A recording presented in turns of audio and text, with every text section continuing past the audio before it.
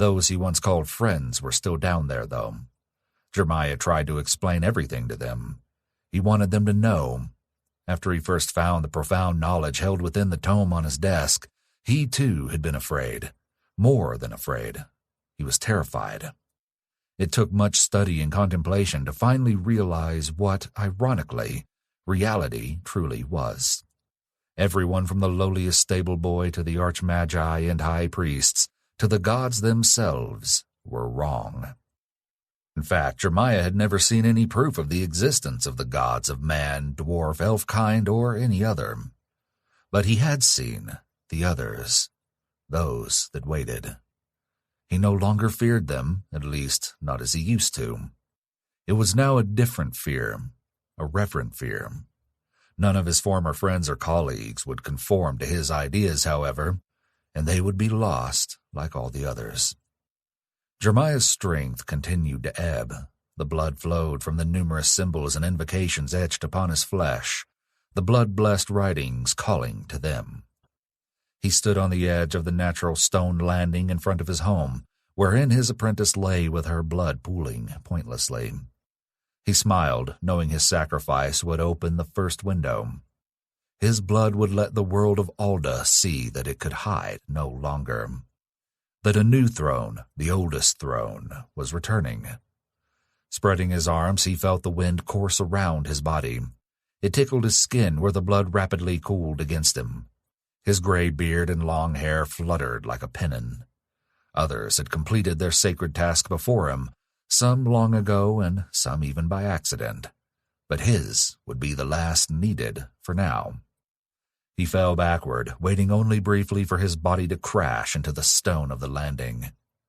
After the briefest moment of pain, Jeremiah Colworth's body, carved with the language of the forbidden, the cosmic, the profane, and the indescribable, exploded into a red mist. Not a single solid piece of viscera remained. He disintegrated into the basest elements, all deep crimson. The drops and splatters rolled into rivulets and formed a symbol matching the one on the cover of his precious tome, a diamond with curling barbs at each corner and a rough-edged dot in the center. The red image stained the stones immediately, to become a place of dreadful power and unspeakable magic. The dot, which had seemed to stare back at Jeremiah like a vacant eye and unsettled him despite his fevered convictions and loosening grasp on reality, deepened in color. It turned from deep red to crimson, then black as the void of night, where light dare never tread. In those moments, many around the world would say they felt a small tremor, but none knew that it came from that sanguine mark on an unnamed hillside.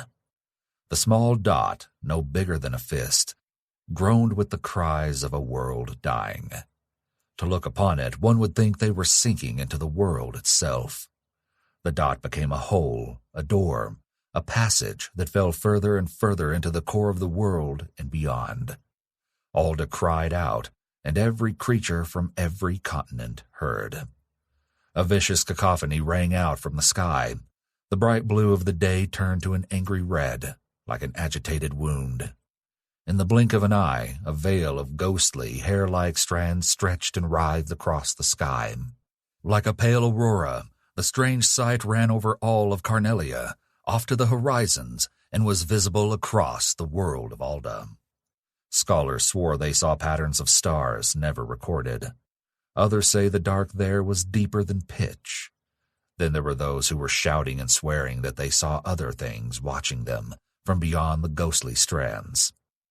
Very few of these people knew the name of Jeremiah Colworth or the order which he served.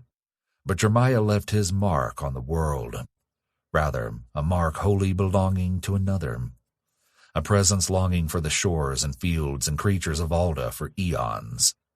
The thrones of men, dwarves, and elf kind were but stone and steel, the most ancient forebears of these peoples, young when compared to the rightful lord of this world. As Jeremiah asked his ill-fated apprentice, "What are stone and steel against the vast majesty of the infinite nothing?"